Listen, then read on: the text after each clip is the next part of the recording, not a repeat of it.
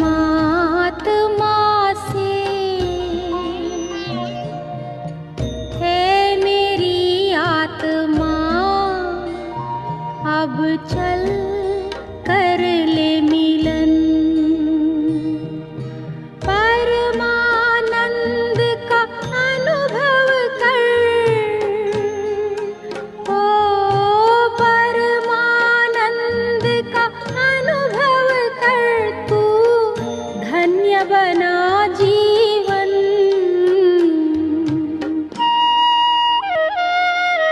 ज्योति बिंदु परमात्मा से है मेरी आत्मा,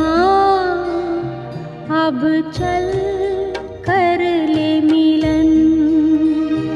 अब चल कर ले मिलन, अब चल कर ले मिलन।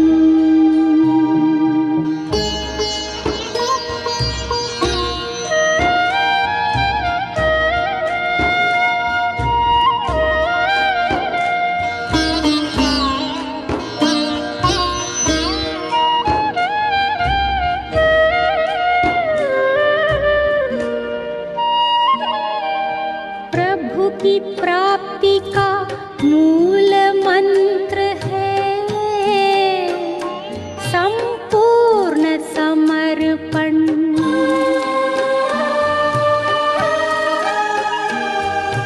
है आत्मा चल प्रभु को सौंप दे,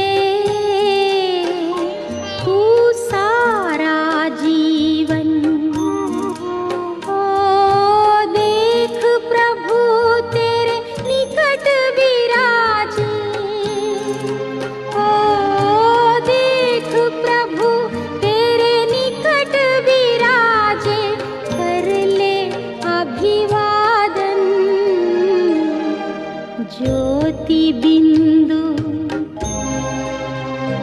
परमात्मा से है मेरी आत्मा, अब चल कर ले मिलन। अब चल कर ले मिलन, अब चल कर ले मिलन।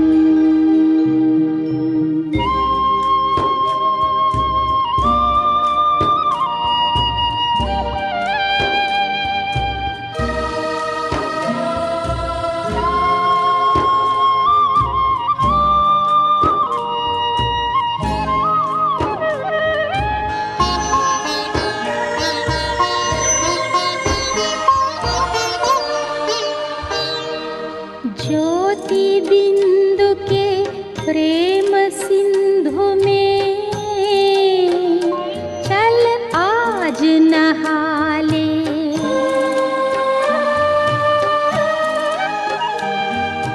परम पिता का प्रेम पात्र बनकर तू शुभ वर पाले। किरण किरण को निरख नयन से, ओ किरण किरण को निरख नयन से, हो जा मन में मगन। ज्योति बिंदु परमात्मा से है मेरी आत्मा, अब चल कर ले मिलन। परमानंद का अनुभव कर तू, परमानंद का अनुभव कर तू, धन्य बना जीवन। ज्योति बिंदु परमात्मा से है मेरी आत्मा,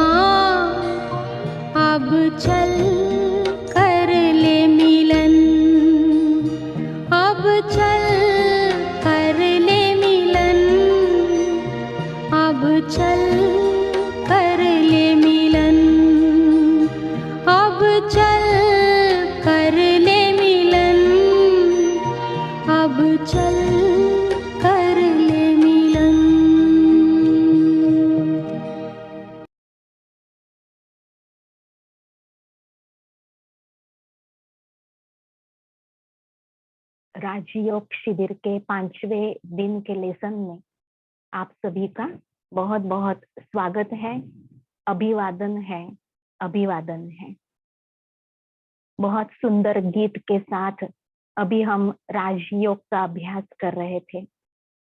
परमात्मा अपना जो कार्य करते हैं, हमारे दिव्य संस्कार जगाने का, हमें शांति देने का, हमें शक्ति देने का, वो कार्य किरणों के माध्यम से करते हैं। परमात्मा से हमें इतनी किरणें अपने में हासिल कर लेनी है, इतना स्टॉक जमा करना है कि हम दूसरों को भी दे सके। दाता के बच्चे हम भी देना सीखें, मास्टर दाता बन जाएं और समस्याओं को सुलझाने वाले बन जाएं। राजयोग सर्व योगों का राजा है, जिसमें आत्मा का मिलन परमात्मा के साथ होता है। सर्वश्रेष्ठ मिलन, मंगल मिलन, महामिलन, ऐसे इस राजयोग के लिए संज्ञाएं दी हुई हैं। तो इस राजयोग का अभ्यास करने के लिए ब्रह्मा कुमारी संस्था के अनेक गीत बने हुए हैं, जिस सुंदर म्यूजिक के साथ भी हम सभी सहज स्वाभाविक भाव से परमात्मा के साथ कनेक्ट हो जाते हैं और उनसे प्राप्तियां करना प्रारंभ हो जाता है। ऐसे लगता है कि और अधिक समय हम ये पाते ही रहें, अपनी प्राप्तियां बढ़ाते ही रहें। कल के दिन हमने सृष्टि चक्र के बारे में सुना था, बहुत शॉर्ट में सुना था कि सृष्टि चक्र 5000 वर्ष का है। हर एक युग 1250 वर्ष का होता है। अभी कलियुग का भी अंतिम चरण चल रहा है। सतयुग, त्रेता, द्वापर, कलियुग बीत गया, अभी घोर कलियुग चल रहा है। तो इसके बारे में कहा जाता है कि जैसे किसी समय घर के बाहर आवाज आता था, सोना ले लो, सोना ले लो। समय बदला, घर के बाहर चांदी बेचने वाले आते थे, चांदी ले लो, चांदी ले लो। उसके बाद द्वापर युग में आवाज आता था घर के बाहर, तांबा ले लो, तांबे के बर्तन ले लो। अभी कलियुग का अंतिम चरण चल रहा है, तो इस समय क्या आवाज आता है घर के बाहर? प्लास्टिक के टूटे फूटे बर्तन दे दो, प्लास्टिक की टूटी हुई चीजें, पुरानी चीजें दे दो, भंगार लेने वाले आते हैं। समय बदलते बदलते सृष्टि चक्र में मानव ने अपनी लाइफस्टाइल को भी चेंज किया है। अभी कलियुग का अंत और सतयुग का प्रारंभ, दो युगों के बीच का समय जबकि चल रहा है, तो इस संगम युग पर हमें शुभ कर्म करने हैं, जिसका लाभ हमें सतयुग में होगा। स्वस्तिक का चिन्ह जब ड्रॉ करते हैं तो ऊपर लिखा जाता है शुभ लाभ। इस कलियुग में शुभ कर्म करो तो लाभ नई दुनिया में सतयुग में होगा। अगर अभी कोई बीज नहीं बोए तो फसल कैसे काटेंगे? शुभ कर्मों की फसल काटने के लिए हमें शुभ कर्मों के बीज बोने का टाइम इस समय पर चल रहा है। जैसे बीज बोने के समय पर किसान बहुत अटेंशन देते हैं। अगर बीज बोने के समय पर न बोया तो बाकी सबकी खेती में तो फसल लहराएगी, लेकिन जिसने ध्यान नहीं दिया बीज बोने का, उनकी खेती खाली रह जाएगी। ऐसे ही कर्मों की खेती करने का जो समय है, इस संगम युग के समय पर हमें शुभ कर्म, शुभ विचारों के बीज बोने हैं, जिसका फल हमें अनेक जन्मों तक बहुत अच्छी तरह से सुख शांति के रूप में प्राप्त होता रहेगा। तो ये स्वस्तिक चिन्ह है, शुभ चिन्ह है। हमारे विचार शुभ हो, बोलना शुभ हो और करना शुभ हो, पॉजिटिव हो। नेगेटिव विचारों से हमारी एनर्जी वेस्ट होती है, व्यर्थ विचारों से हम अपना टाइम वेस्ट गंवाते, एनर्जी वेस्ट गंवाते, और पॉजिटिव विचारों से हमारी चार्जिंग होती है। तो ये स्वस्तिक के चिन्ह के द्वारा हमें क्या सीख मिली? इस सृष्टि चक्र में समय सदैव बदलता रहा, किसी के लिए नहीं रुका। जो कुछ हो रहा है वो पूर्व निश्चित है। इसलिए चिंता करने की या व्यर्थ संकल्प कराने की आवश्यकता नहीं है। परमात्मा ने कहा जो कुछ सृष्टि चक्र में चल रहा है 5000 वर्ष पहले भी ऐसे ही हुआ था और 5000 वर्ष के बाद हुबहूब ऐसे ही होगा। तो आप क्यों, क्या, कैसे ये क्वेश्चन मार्क मन में चलाने के बजाय फुल स्टॉप की मात्रा लगाइए। क्वेश्चन मार्क का चिन्ह जब हम बचपन में सीख रहे थे तो सीखने में थोड़ा मुश्किल लगता है और फुल स्टॉप की मात्रा लगाने में बहुत सहज होता है, जल्दी से सीख जाते हैं। परंतु मन की क्या हालत है, मन बहुत जल्दी क्यों, क्या, कैसे ये प्रश्न लगा लेता है। मेरे साथ ही ऐसा क्यों, भगवान ने ऐसे क्यों किया, उसने ऐसे क्यों कहा।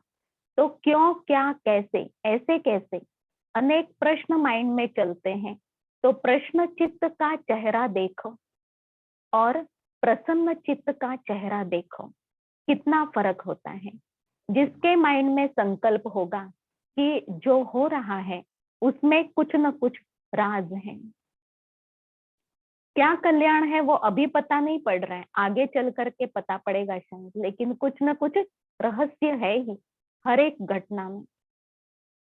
ये समझ करके जो फुल स्टॉप लगा देते माइंड को, वो प्रसन्न रहते, सेटिस्फाइड भी और खुश भी। और जो क्यों, क्या, कैसे ये प्रश्न मन में उठाते हैं वो सदैव असंतुष्ट रहते हैं, सदैव नाराज रहते हैं। भगवान ने कहा जो राज को नहीं जानते वो नाराज होते हैं। जो इस सृष्टि ड्रामा के राज को नहीं जानते वही नाराज होते हैं और जो सृष्टि ड्रामा की घटनाओं के राज को जानते हैं वो नाराज नहीं होते। लेकिन ऐसे समय पर हमारा कर्तव्य क्या है, उस कर्तव्य को पूरा करने में तत्पर हो जाते हैं।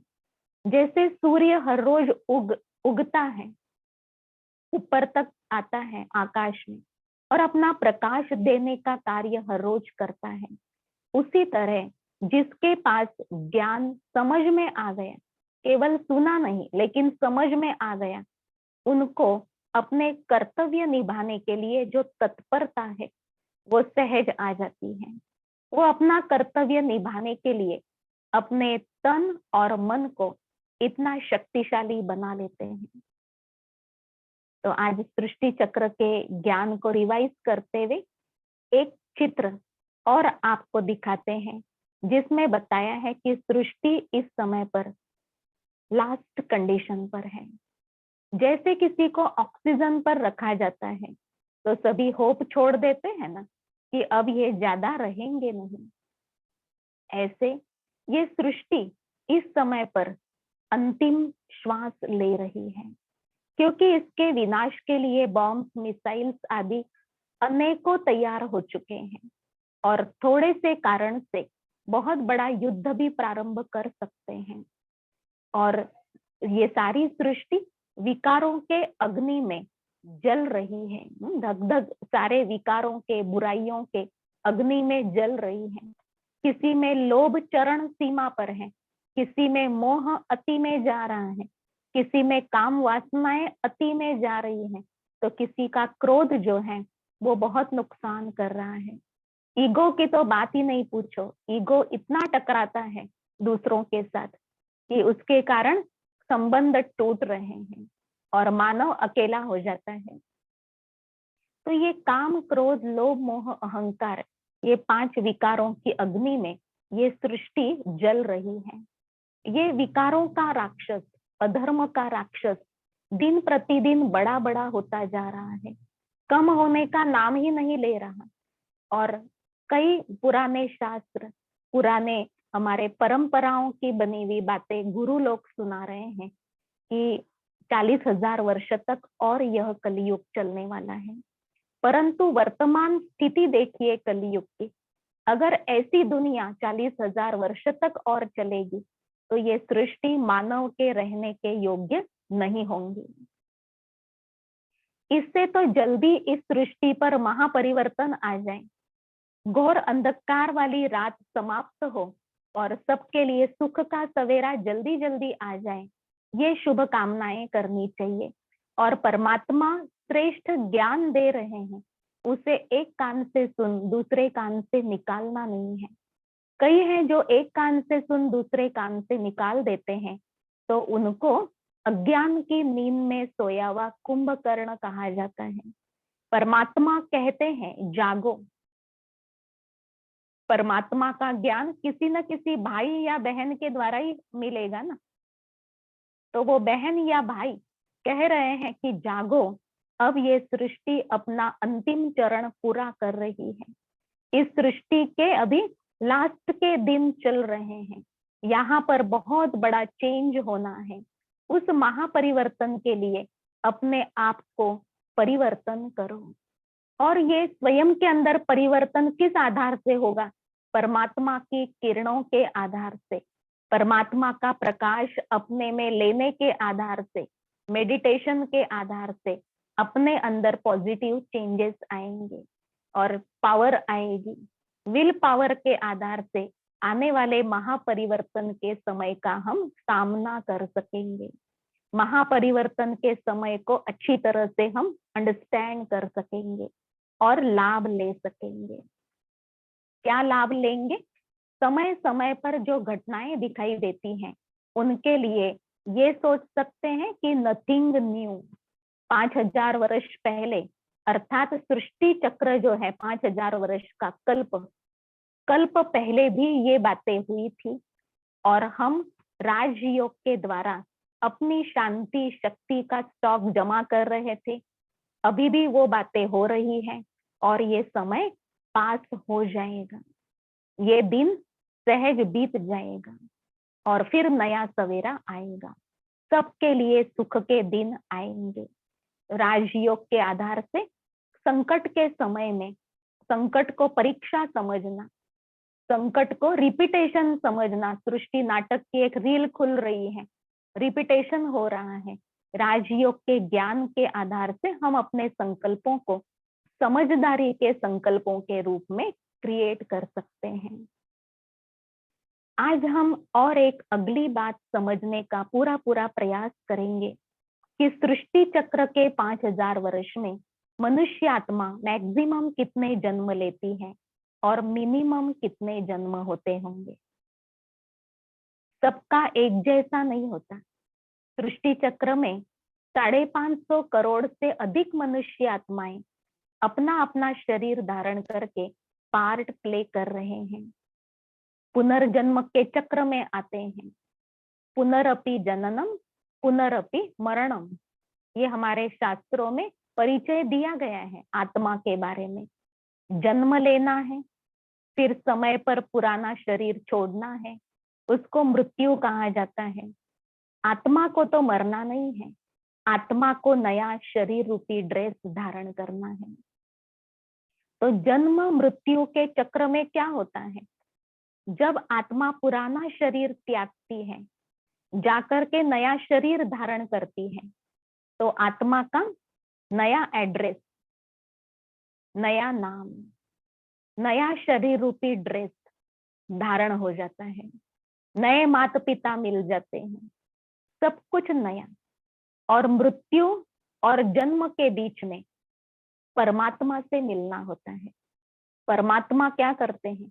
अपनी लाइट देते हैं। नए जन्म की यात्रा प्रारंभ करने के लिए भगवान अपनी शक्तियां दे करके, मदद दे करके नए जन्म की यात्रा पर भेजते हैं। और कर्म जैसा होगा वैसा आत्मा को सुख दुख नए जन्म में मिलेगा। एक सिद्धांत तो स्पष्ट है कि जैसा बीज वैसा फल। केले का बीज बोने से आने वाले पेड़ को केला ही मिलेगा। आम का बीज बोने से आने वाले पेड़ को आम ही आएगा, दूसरा कोई फल कैसे आ सकता है? उसी तरह मनुष्यात्मा जब शरीर त्याग करती है तो मनुष्यात्मा बीज रूप है। आत्मा शरीर त्याग करके जाकर के फिर से मनुष्य शरीर धारण करती है, जानवर जीव जंतु पंछी नहीं बनती है। शास्त्रों में तो सुनाया गया कि ऐसा कर्म करेंगे तो गधा बनना पड़ेगा, ऐसा कर्म करेंगे तो कुत्ते का जन्म मिलेगा, ऐसा कर्म करेंगे तो छिपकली का जन्म मिलेगा, ऐसा कर्म करेंगे तो सांप का जन्म मिलेगा। ये किस लिए? मनुष्य को डराने के लिए। झूठ बोलेंगे तो कुत्ते का जन्म मिलेगा। ये किस लिए कहा गया? मनुष्य को कर्म करने समय डर रहे, ध्यान रहे कि मुझे ये नहीं करना है।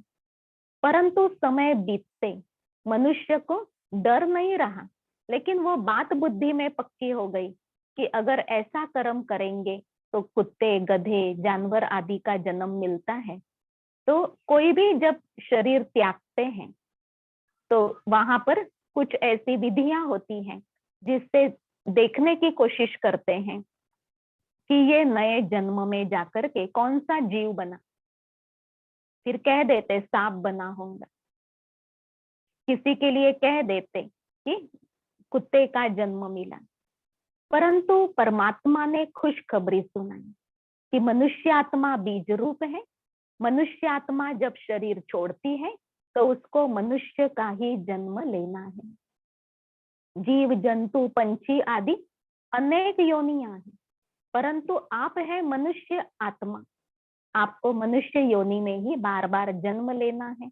ये परमात्मा ने निश्चिंत कराया। परंतु अगर दुख दिया है, अनेकों के लिए अशुभ कर्म अधर्म किया है, तो दुख भरा नया जन्म हो सकता है। जन्म से लेकर के कोई न कोई दुख साथ में आ सकते हैं।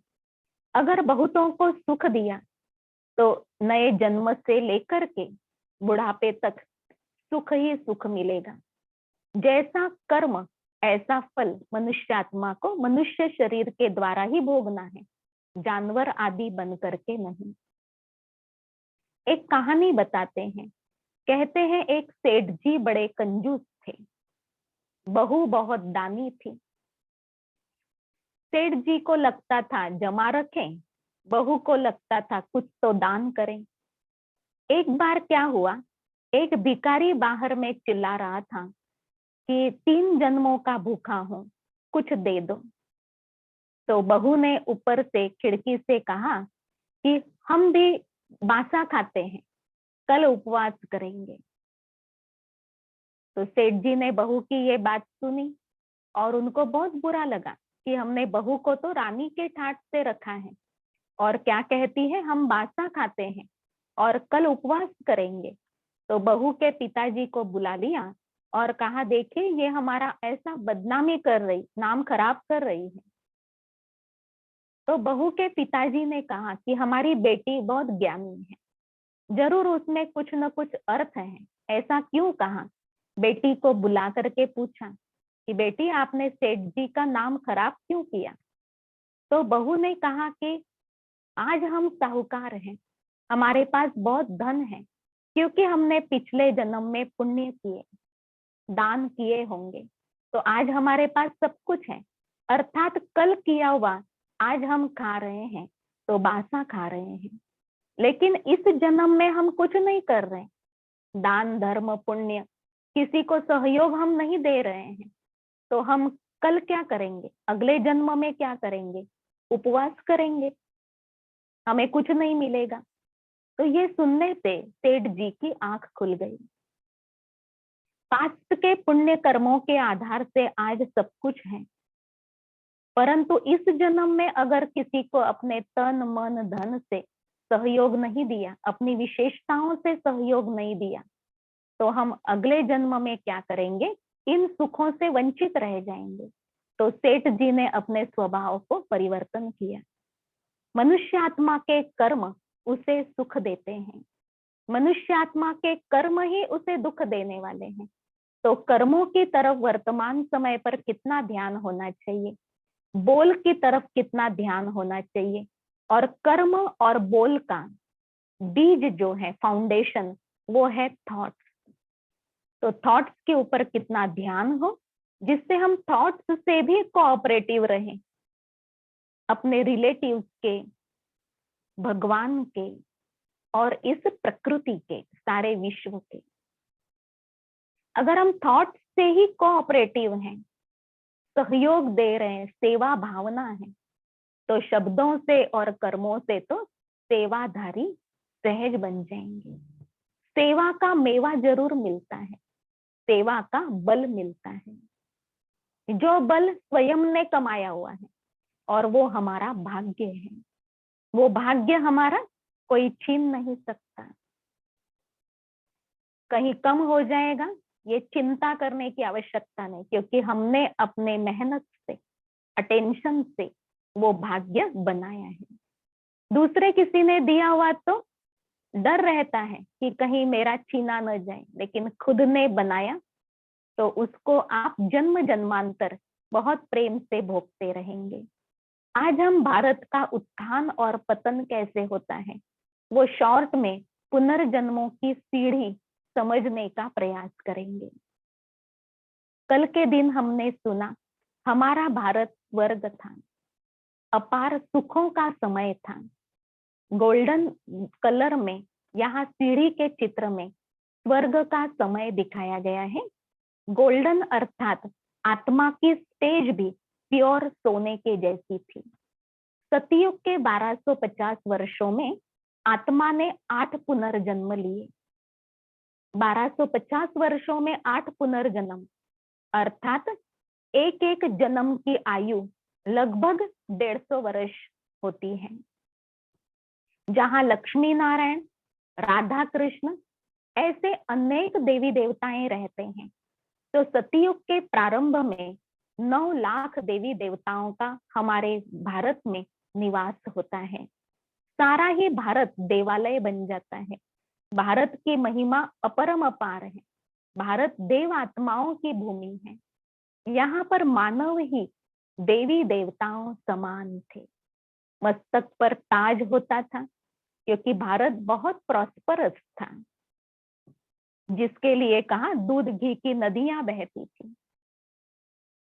और शेर जैसे हिंस्र जानवर भी हिंसा नहीं करते थे, जिसके लिए कहा गया शेर और गाय एक ही घाट पर जल पीते थे।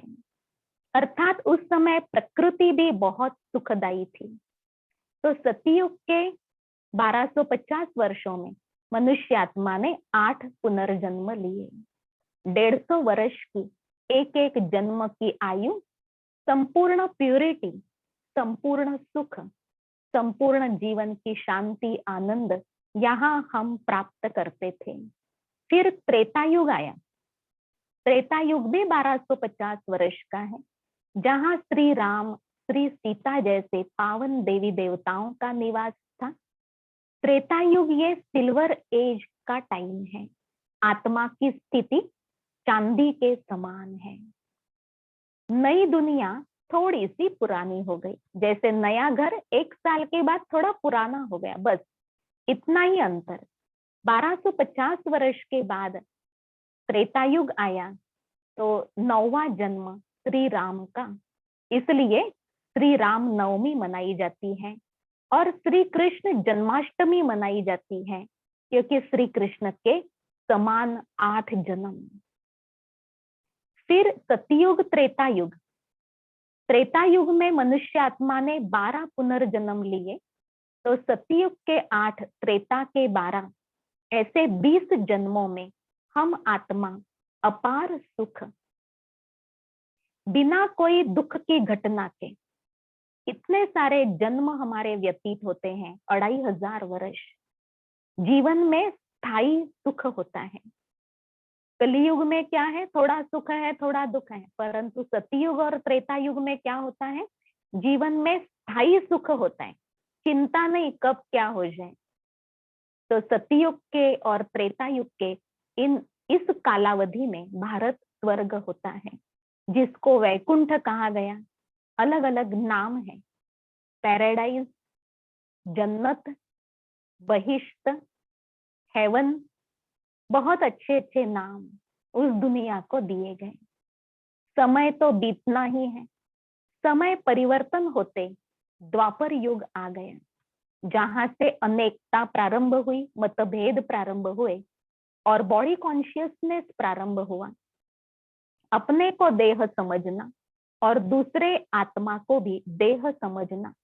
दैहिक दृष्टि के कारण काम विकार, क्रोध, लोभ, मोह, अहंकार, आलस्य, ईर्ष्या, द्वेष, नफरत, भय, इतने सारे विकारों का निर्माण हुआ। ये 10 हमने आपको सुनाए। तो ये 10 सिर वाला रावण द्वापर युग से लेकर के राज्य करना प्रारंभ करता है। मानव का मन लंका बन जाता है। मन रूपी लंका पर विकार रूपी असुरों का राज्य शुरू हो जाता है, रावण का राज्य। तो द्वापर युग में भी भारत काफी धनवान था। जब सोने हीरे के मंदिर बनाए गए, सोमनाथ मंदिर सर्वप्रथम बनाया गया, जो बहुत आलीशान सोने का मंदिर और हीरों का शिवलिंग उसमें प्रस्थापित करके उसे सोमनाथ नाम दे करके भगवान का रिस्पेक्ट किया, क्योंकि भगवान भारत को स्वर्ग बनाते हैं। तो शिवलिंग के अनेकों मंदिर बना, और उन दिनों में मंदिर सोने, हीरे के, चांदी के बनते थे। धीरे धीरे समय बदलते पंच धातुओं के मंदिर और शिवलिंग बनाए गए। समय बदलते अब पत्थरों के शिवलिंग बना करके उनकी पूजा करते हैं।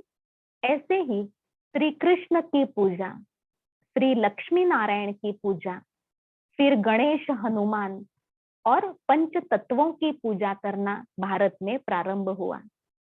अग्नि की पूजा, पेड़ की पूजा, नदियों की पूजा, और भक्ति करते करते जिनकी भक्ति करते हैं उस मूर्ति को विसर्जन भी कर देना, और विसर्जन करते हुए उसे लात मारना। ऐसे भक्ति के पतन का भी दृश्य इसमें दिखाया गया है। भक्ति भले की, लेकिन विकारों को नहीं छोड़ा।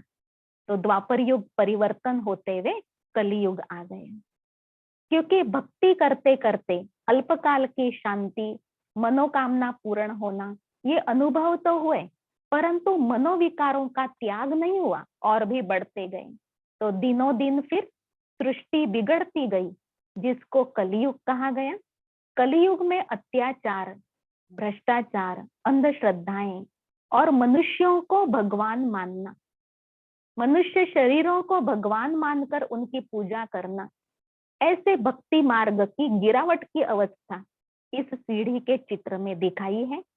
द्वापर युग के 1250 वर्षों में मनुष्य आत्मा 21 पुनर्जन्म लेती है, 21 रीबर्थ, जहां बीमारियां भी प्रारंभ हुई। और कलयुग में 1250 वर्षों में 42 रीबर्थ, 42 पुनर्जन्म। तो द्वापर युग के 21 और कलयुग के 42, ऐसे 63 पुनर्जन्म हम पुरानी दुनिया में, नरक में, रावण के राज्य में लेते हैं। और नीचे दिखाया है कलयुग में कि लोग धर्म सम्मेलन करते हैं, बड़े बड़े राष्ट्रों के नेताएं आपस में कॉन्फ्रेंसेस करते हैं कि विश्व में शांति कैसे हो। जो भारत सोने की चिड़िया था, वो भारत आज कांटों की शैया पर है, और दूसरे देश इसे मदद दे रहे हैं। तो अभी अलग अलग तरह से इस सृष्टि में महापरिवर्तन तो होना है।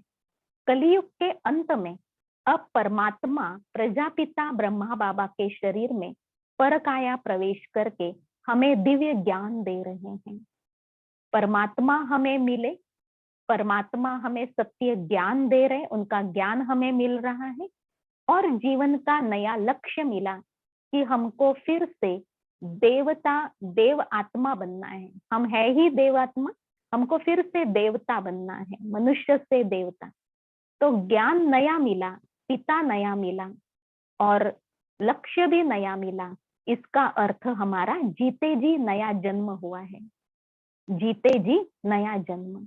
जैसे कोई बड़े संकट से बच जाते हैं तो कहते हैं आपका तो नया जन्म हो गया। एक्सीडेंट से बच जाते, बीमारी से बच जाते, तो उनको मुबारक देते हैं ना, आपका तो नया जन्म हो गया। ऐसे कलयुग के अज्ञान मार्ग से अब हमें ज्ञान का प्रकाश मिल रहा है, क्योंकि भगवान से हमने मांगा है ज्ञान का प्रकाश। तमसोमा ज्योतिर्गमयः, भगवान हमें अंधकार से प्रकाश की ओर ले चलो। द्वापर युग से लेकर के हमने भक्ति करते करते भगवान से ज्ञान का प्रकाश मांगा है, वो अभी दे रहे हैं। तो जिन्होंने ये पाया है उनका जैसे ज्ञान का नया जन्म हुआ। जब से आपको निश्चय हुआ तब से आपका नया जन्म और नए जन्म की डेट आप याद रखिए और उसका बर्थडे मनाइए। जीते जी नया जन्म, शरीर तो वही है लेकिन जीते जी नया जन्म हो गया, परमात्मा से नए संबंध जोड़ लिए। शरीर के सब संबंध होते हुए परमात्मा से संबंध, वो मेरा माता पिता है, वही मेरा शिक्षक है, वही मेरा सतगुरु है, वही मेरा खुदा दोस्त है, वही मेरा सब कुछ है, भगवान ही मेरा संसार है। तो इस अंतिम जन्म में हमें परमात्मा से सर्वश्रेष्ठ ज्ञान लेकर राजयोग की बहुत अच्छी प्रैक्टिस करके अपने आप को वैसा प्योर बनाना है जैसे हम पहले थे। अर्थात ज्ञान योग की लिफ्ट से अब हमको ये सीढ़ी ऊपर चढ़नी है। सीढ़ी उतरने के लिए 5000 वर्ष लगे, अब सीढ़ी चढ़ने के लिए ये अंतिम जन्म का अंतिम समय कहा गया है। बहुत गई थोड़ी रही, थोड़ी की भी थोड़ी रही, कहीं ये भी हाथ से न निकल जाए। थोड़ा सा ही समय अब रहा है प्रभु प्राप्तियों का, कहीं ये समय हमारे हाथ से न चला जाए। जितना ज्यादा हम भगवान की लाइट मेडिटेशन के द्वारा अपने में ले सके उतना ज्यादा हमारा कल्याण होगा। तो आज इस चित्र में आपको बताया कि मनुष्य आत्मा के मैक्सिमम 84 जन्म होते हैं। सतयुग में 8, त्रेता में 12, द्वापर युग में 21 और कलयुग में 42। संगम युग का ये एक दिव्य अलौकिक जन्म, ज्ञान लेने का दिव्य अलौकिक जन्म, ज्ञान लेने का पीरियड, इसको ब्राह्मण जन्म भी कह सकते हैं क्योंकि प्रजापिता ब्रह्मा के द्वारा हम ये ज्ञान सुन रहे हैं। तो जो सुनते धारण करते उनको कहेंगे ब्राह्मण। जाति का ब्राह्मण नहीं लेकिन कर्तव्य का ब्राह्मण। सतयुग में हम देवता होते हैं, देवता वर्ण के। त्रेता में हमारा वर्ण क्षत्रिय होता है, द्वापर युग में हमारा वर्ण वैश्य वर्ण और कलयुग में हमारा वर्ण शूद्र वर्ण होता है। तो वर्तमान संगम युग पर हमारा वर्ण ब्राह्मण वर्ण है, सभी वर्णों से श्रेष्ठ। जब भी पूजा होती है तो कहा जाता है ब्राह्मण देवी देवताय नमः, अर्थात पहले ब्राह्मणों को नमस्कार, उसके बाद देवी देवताओं को नमस्कार। कमाल है। तो परमात्मा ने अभी हमारा ये ज्ञान युक्त जन्म जो है इतना महान बनाया है कि ये सभी युगों से श्रेष्ठ है। अब सीढ़ी चढ़नी है, अपने परम धाम घर विजिट करके, परम धाम घर में विश्राम करके फिर से हमें श्री कृष्ण के समान जन्म प्राप्त करना है, फिर से ऐसा पावन देवी देवता बनना है। आप इस ज्ञान के बारे में मनन चिंतन करके इसको अपने में धारण करने का प्रयास करेंगे। एक बात आज आपको और इसी प्रकार से समझानी है कि मनुष्य सृष्टि रूपी वृक्ष, कल्प वृक्ष, वो भी धर्मों के नॉलेज देने के साथ युगों में कैसे परिवर्तन हुआ वो आपको हम बताना चाहेंगे। मनुष्य सृष्टि रूपी वृक्ष को कल्प वृक्ष कहा जाता है। कल्प वृक्ष की कहानी है ना कि उसके नीचे बैठ करके जो भी मनोकामना करेंगे वो पूरी हो जाएगी। अच्छा सोचो अच्छा हो जाएगा, बुरा सोचो तो बुरा हो जाएगा। कहते हैं ऐसा झाड़ स्वर्ग में होता है, परंतु परमात्मा ने, ज्ञान सागर भगवान ने ज्ञान दिया कि वास्तविक देखो मनुष्य सृष्टि रूपी वृक्ष कल्प वृक्ष है। इस कल्प वृक्ष के जड़ों में, फाउंडेशन में कौन है? प्रजापिता ब्रह्मा और अनेक ज्ञान धारण करने वाले भाई बहने, ब्राह्मण भाई बहन, ब्रह्मा कुमार ब्रह्मा कुमारी। इस समय पर जितना शुभ करेंगे, शुभ सोचना, शुभ बोलना, शुभ कर्म, उतना उस वो सारे आपके संकल्प सफल होते ही जाएंगे। इसलिए भगवान ने कहा अशुभ नहीं सोचो, न अपने लिए न दूसरों के लिए, शुभ सोचते जाओ, शुभ होता जाएगा। इस संगम युग पर ब्राह्मण धर्म है, इसके ऊपर फाउंडेशन में, झाड़ के फाउंडेशन में जो तने में दिखाया है आदि सनातन देवी देवता धर्म, जो इस झाड़ का थुर है, सतयुग त्रेतायुग में आदि सनातन देवी देवता धर्म था। एक ही धर्म सर्वत्र राज्य करता था। धर्म के साथ साथ राज्य सत्ता थी। धर्म और राज्य सत्ता अलग अलग नहीं थे। उसके कारण सुख शांति 100% था। द्वापर युग से क्या हुआ, अनेक धर्मों की यहाँ पर रचना होती है। ये चित्र थोड़ा बड़ा करके आप देख सकते हैं। इसमें सबसे पहले इब्राहिम की आत्मा आकर के इस्लाम धर्म स्थापन करते हैं द्वापर युग में। उन्होंने लोगों को शांति का संदेश दिया। फिर गौतम बुद्ध की आत्मा आकर के लोगों को अहिंसा का संदेश देते हैं। ऐसे तो कई आदेश दिए उन्होंने, परंतु मुख्य रूप से उन्होंने अहिंसा के ऊपर जोर दिया। यीशु क्राइस्ट की आत्मा ने आकर के क्रिश्चियन धर्म स्थापन किया, लोगों को सिंपथी सिखाई। जानवरों के प्रति भी आपकी सहानुभूति होनी चाहिए, तो मनुष्यों के लिए तो सर्वप्रथम। परंतु देखिए धर्म स्थापकों की सीख क्या थी, और उन्हीं धर्मों के लोगों ने बॉम्ब्स का इन्वेंशन किया, अपने और दूसरों के विनाश के लिए तैयारियां कर रहे हैं। अर्थात धर्म स्थापकों की सीख कितनी महान थी, वो कितने महान थे। धीरे धीरे पतन होते होते उनके धर्मों में भी जो चौथी स्टेज है, तमोगुणी स्टेज आ गई। सतो रजो तमो ये स्टेजेस है ना, तो सतो प्रधान स्टेज से हर धर्म धीरे धीरे तमो प्रधान बन जाता है। संन्यास धर्म भी द्वापर युग में स्थापन हुआ, जिन्होंने ब्रह्मचर्य का महत्व बताया। अपने लाइफ में ब्रह्मचर्य अपना करके उन्होंने सृष्टि के विनाश को रोका। ऐसे ही 4 महान धर्म द्वापर युग में स्थापन हुए। फिर गुरु नानक जी के द्वारा सिख धर्म, मोहम्मद साहेब द्वारा मुस्लिम धर्म, जैन तीर्थंकरों के द्वारा जैन धर्म, ऐसे अनेक मठ पंथ जिनके लाखों फॉलोअर्स हैं, वो भी इस कलयुग के अंत में तैयार हो जाते हैं। और ये वृक्ष बड़ा बड़ा होता गया, अर्थात इसमें वैरायटी धर्म हो गए। हर धर्म में भी अलग अलग भाषा, हर धर्म में भी अलग अलग प्रकार, जातियां। तो ये धर्म ज्यादा वैरायटी वाले हो गए और सारा कल्प वृक्ष बहुत वैरायटी मनुष्य आत्माओं से अब भरा हुआ है। परंतु इन धर्मों के होने के बावजूद भी अधर्म बढ़ता गया। अनेक धर्म होने के बावजूद भी राज्य सत्ता में वो नैतिक वैल्यूज नहीं रहे, मॉरल वैल्यूज नहीं रहे। उसके कारण ये सृष्टि अब जड़जड़ीभूत अवस्था को प्राप्त हो चुकी है। वैसे भी हर झाड़ की आयु निश्चित होती है, ऐसे इस झाड़ की आयु है 5000 वर्ष, जो अब समाप्त होने आई है। तो इसका विनाश होने के पहले परमात्मा ने नए झाड़ का कलम लगा लिया है। परमात्मा ने प्रजापिता ब्रह्मा बाबा के द्वारा सत्य ज्ञान उजागर किया, और कई भाई बहनों ने इस ज्ञान को अपने लाइफ में लाना प्रारंभ किया।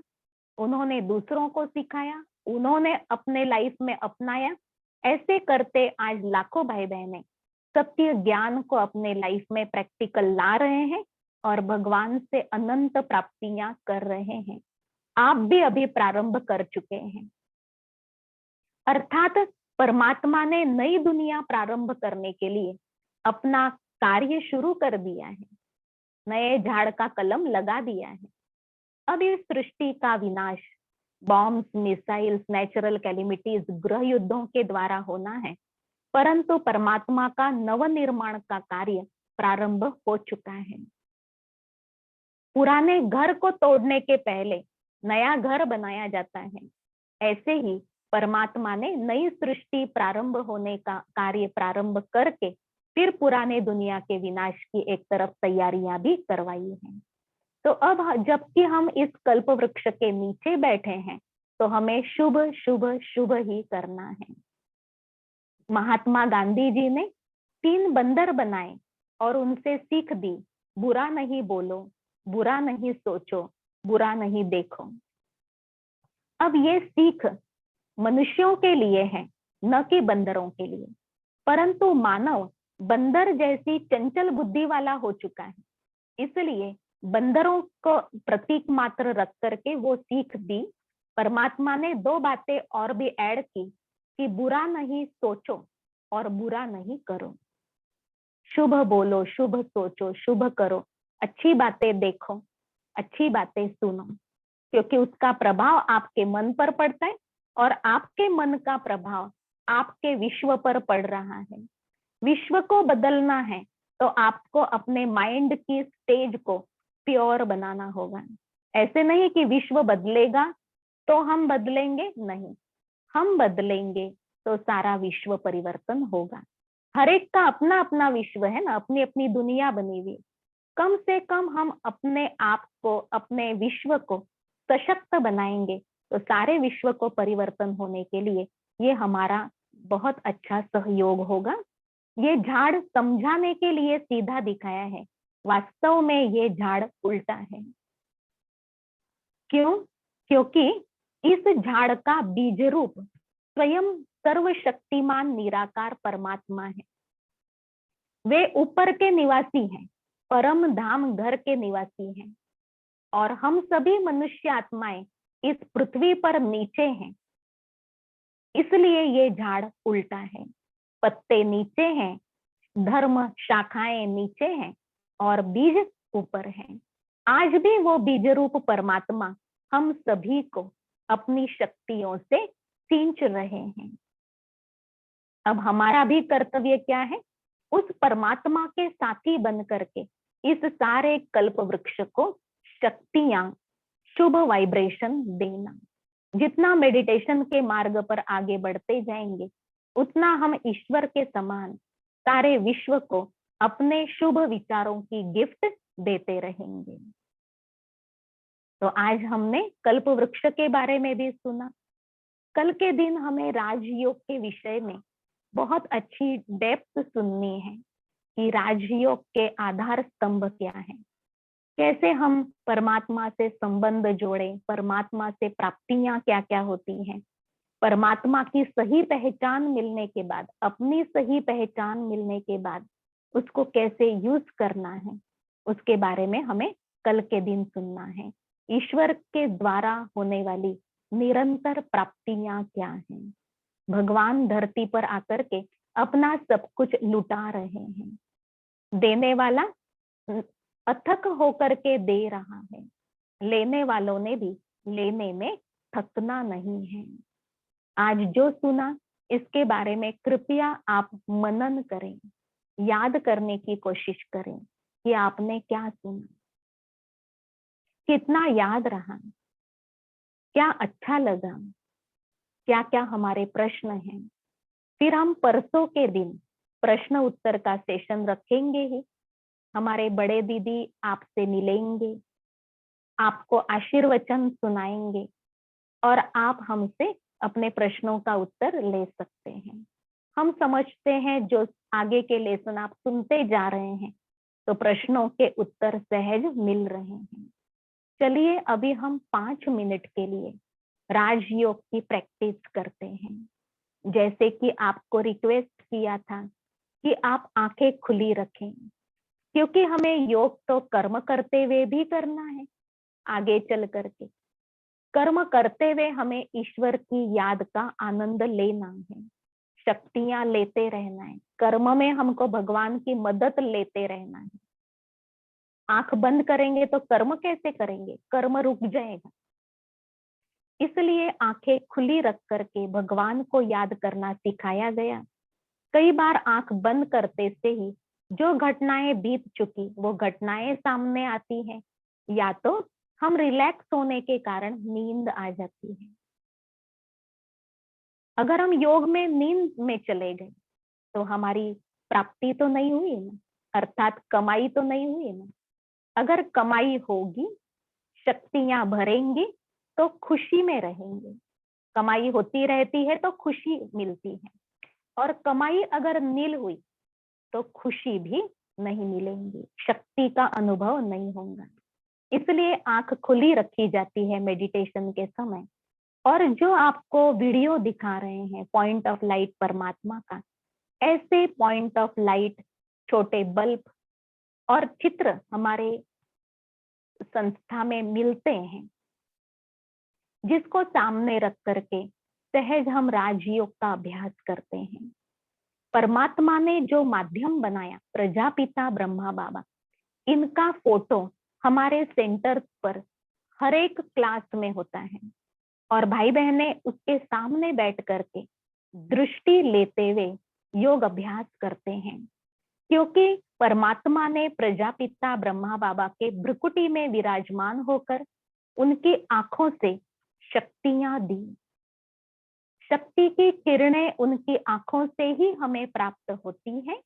जैसे सूर्य की किरणें खिड़की के द्वारा हमारे घर में प्रवेश करती हैं, ऐसे ही ये आंखें माना खिड़कियां हैं।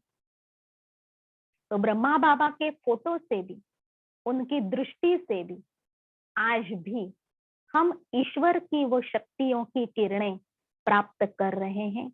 आप भी करते रहेंगे। चलिए हम सहज राजयोग के अभ्यास के लिए मन की यात्रा पर चलते हैं। हमारा मन ट्रैवलिंग करता है, सारा ध्यान अपने आप की तरफ, अपने अंदर की दुनिया में चलते हैं।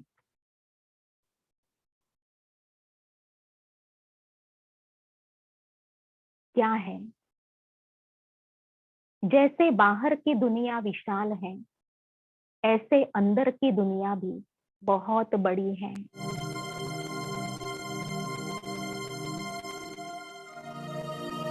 शरीर के भिन्न भिन्न अंग हैं।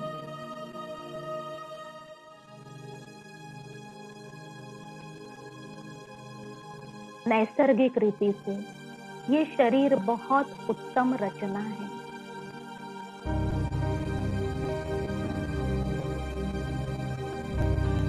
शरीर में मुझ आत्मा का निवास कहाँ है? मस्तक में, दोनों आंखों के पीछे।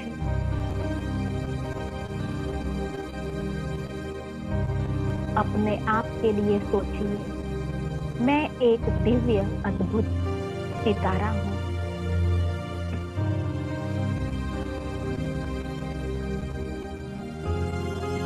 मैं आत्मा अजर अमर अविनाशी हूं।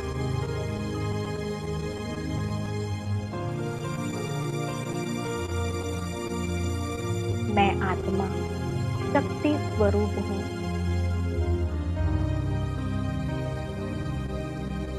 ओरिजिनली मैं आत्मा पवित्र स्वरूप हूं।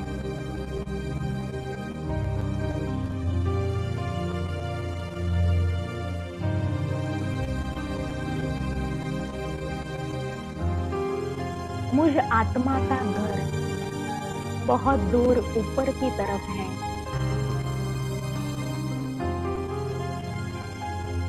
जहां जाने का मैं मन ही मन अनुभव करती हूँ। जुगनू के समान उड़ते उड़ते दूर देश की यात्रा पर चलते हैं।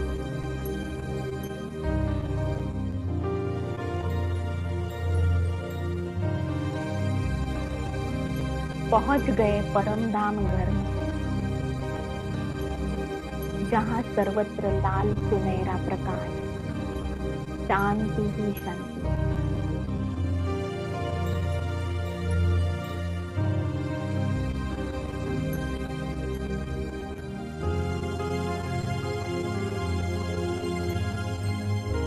यहाँ रहते हैं मुझ आत्मा के पिता परमात्मा, सुप्रीम सोल। सर्वश्रेष्ठ आत्मा भगवान,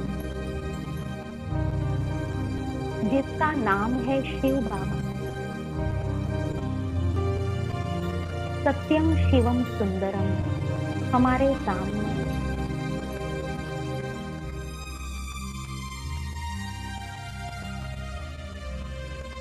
मन ही मन उनसे बात करते हैं। शिव बाबा, आप शांति के सागर हो।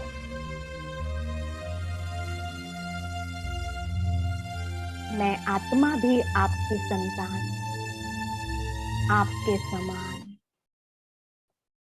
शांत स्वरूप हूं।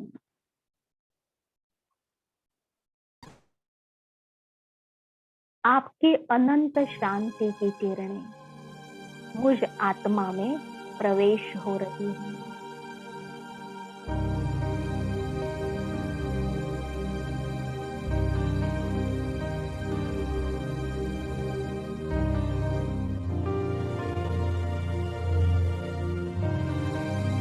यह साइलेंस पावर मुझ आत्मा के संस्कारों में चेंज लाती है,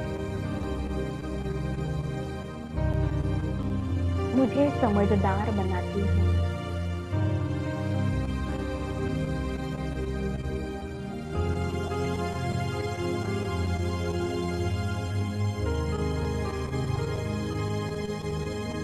पवित्रता के सागर शिव बाबा, आपका यह पवित्र प्रकाश मुझ आत्मा को पवित्र बना रहा है।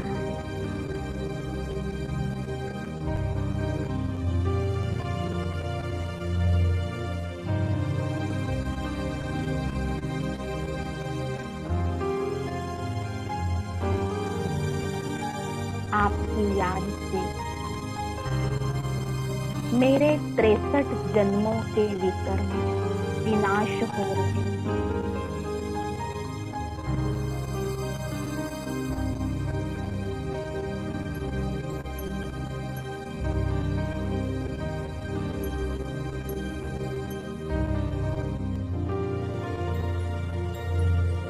मैं आत्मा कर्म बंधनों से मुक्त हो रही हूँ।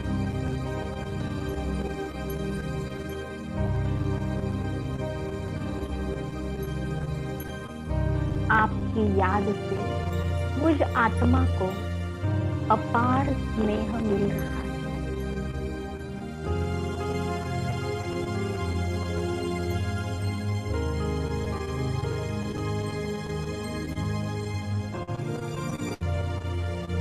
मेरी बैटरी चार्ज हो रही है।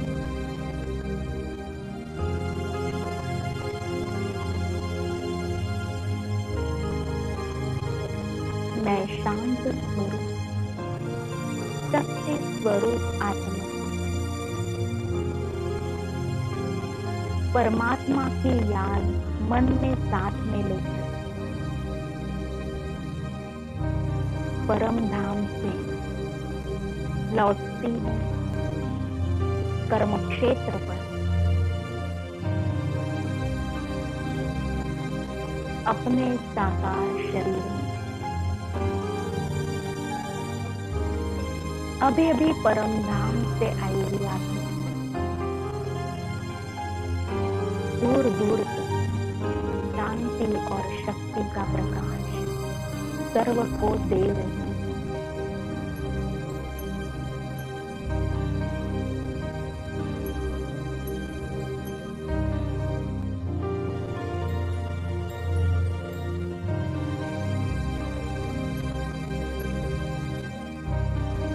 जिन्हें आवश्यकता है उन्हें यह पहुंच रहा है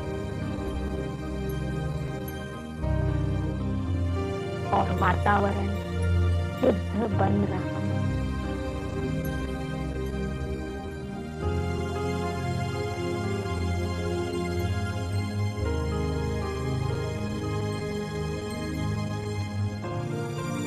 ओम